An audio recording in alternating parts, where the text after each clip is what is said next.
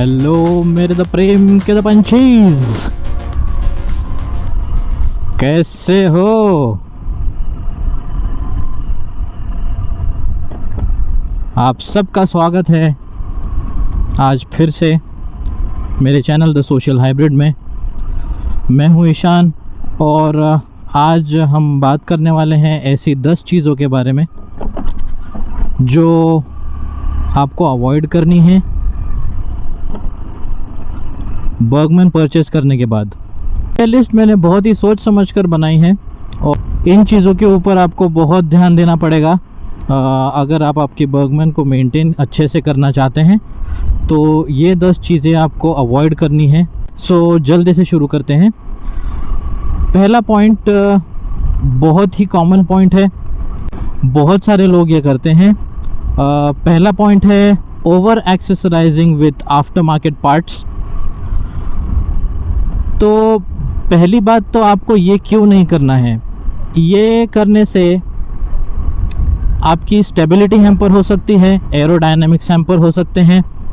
अभी समझिए आपने एक विंडशील्ड लगा दिया और विंडशील्ड के साथ साथ आपने एक फ़ोन माउंट भी इसके ऊपर इंस्टॉल कर दिया। तब सुजुकी की तरफ से कोई विंडशील्ड आता नहीं है बर्गमैन के लिए। ये आफ्टर मार्केट ही आपको लेना पड़ेगा जो बर्गमैन के लिए बनता है, जो बहुत ही लंबा विंडशील्ड होता है। आई थिंक उससे बफेटिंग में बहुत अच्छा खासा फ़र्क पड़ता होगा। पर उससे क्या होता है, अब जब हैंडल आपको जब टर्न करना पड़ता है तो उसमें प्रॉब्लम आ सकती है आपको। और उसके साथ में अगर आपने कोई फ़ोन माउंट इंस्टॉल कर दिया तो फ़ोन माउंट भी वहाँ पर अड़चन क्रिएट कर सकता है आपके हैंडल को रोटेट करने में।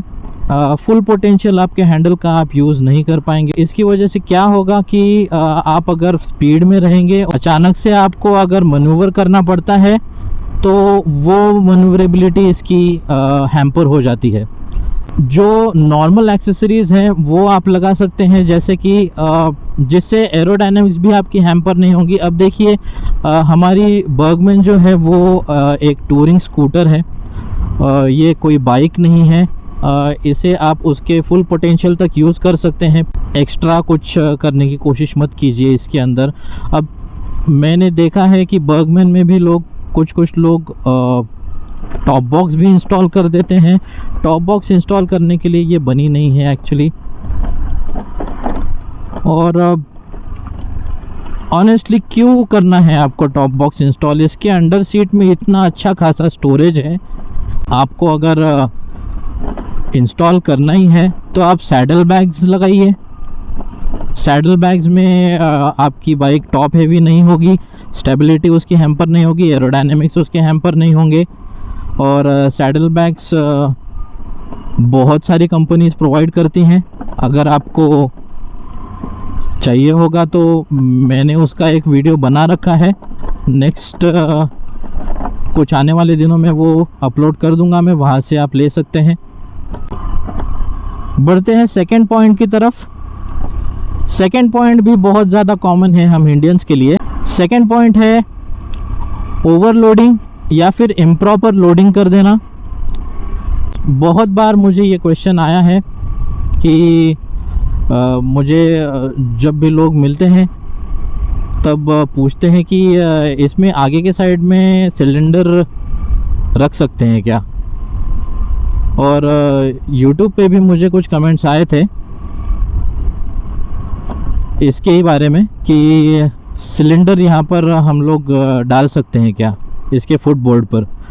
तो मतलब भाई क्यों करना है आपको ये सब? मतलब कौन है ये लोग?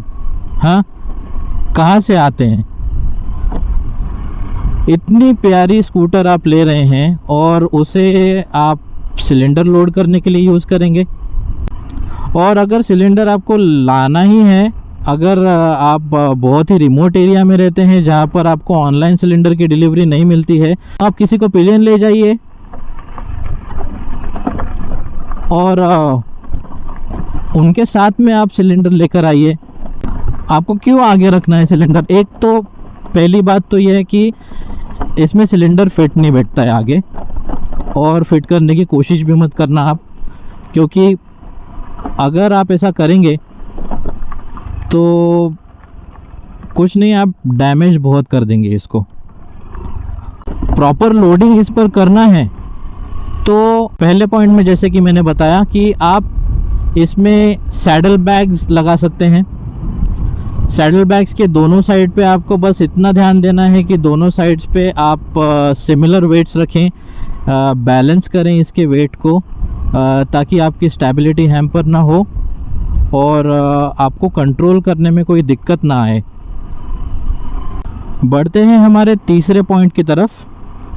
तीसरा पॉइंट है रिमूविंग ओरिजिनल एक्सेसरीज और ओरिजिनल इक्विपमेंट। ठीक है, कुछ महान हस्तियां हैं हमारे देश में जो रियर व्यू मिरर से बहुत ज़्यादा चिढ़ते हैं और इसे निकाल देते हैं। एक तो अपनी जान तो धोखे में डाल ही रहे हैं, बाकी जो रोड पर चलने वाले लोग हैं उनकी भी जान धोखे में डाल रहे हो यार आप लोग। ऐसा क्यों कर रहे हो भाई? मतलब एक तो विदाउट रियर व्यू मिरर चलाना इलीगल है, तो ऐसा करते हैं उनसे मेरी स्पेशल रिक्वेस्ट है कि ऐसा मत कीजिए। अगर आपका रियर व्यू मिरर डैमेज्ड है या कुछ प्रॉब्लम है उसमें तो पहले उसे फिक्स कराइए, और अगर रिप्लेसमेंट अगर उसकी करनी है तो रिप्लेसमेंट कर दीजिए यार। उसकी क्या ही तो खर्चा आता है उसके अंदर।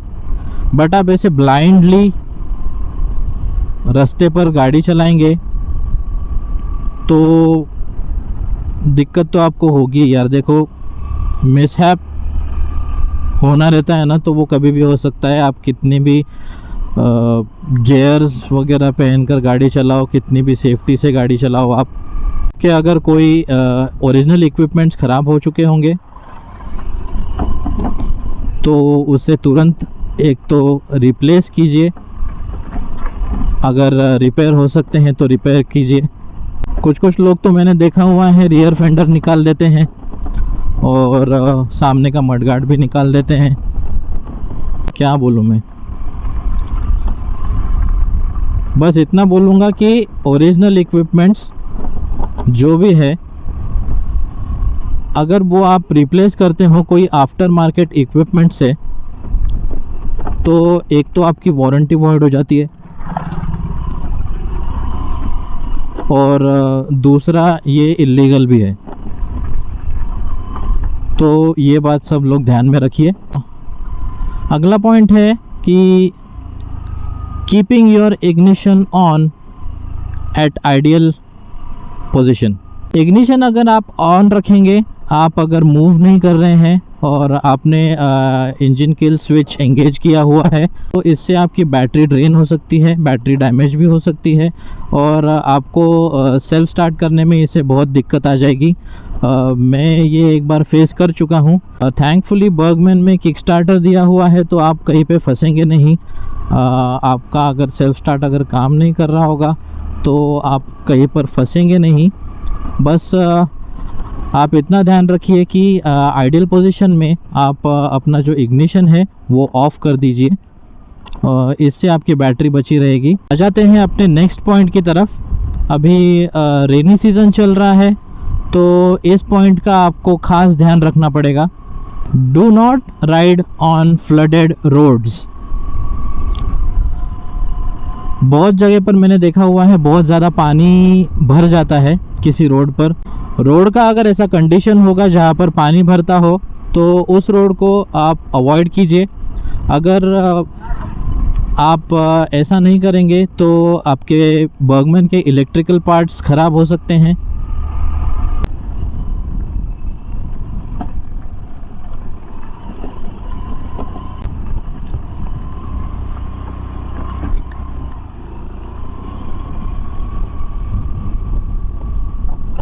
इलेक्ट्रिकल पार्ट्स आपके ख़राब हो सकते हैं बर्गमैन के। गियर ऑयल इसका ख़राब हो सकता है। इसके बाद इसकी जो बेयरिंग्स हैं वो ख़राब हो सकती हैं, और ड्राइव बेल्ट जो है वो स्लिप कर सकता है। तो बहुत सारी प्रॉब्लम्स आ सकती हैं ऐसा करने से, तो ये आपको अवॉइड करना है। और अगर आप अवॉइड कर ही नहीं सकते हैं, इम्पॉसिबल पोजीशन में आप अटके हुए हैं और आपको जो रोड है, जो फ्लडेड रोड है, वो आपको क्रॉस करना ही है, तो आपको ऐसा करने के बाद आपकी ब्रेकिंग एक बार चेक कर लेनी है। ब्रेकिंग आपकी हैम्पर हुई है या नहीं, ठीक से काम कर रही है ब्रेकिंग आपकी, ये आपको एक बार चेक कर लेना है।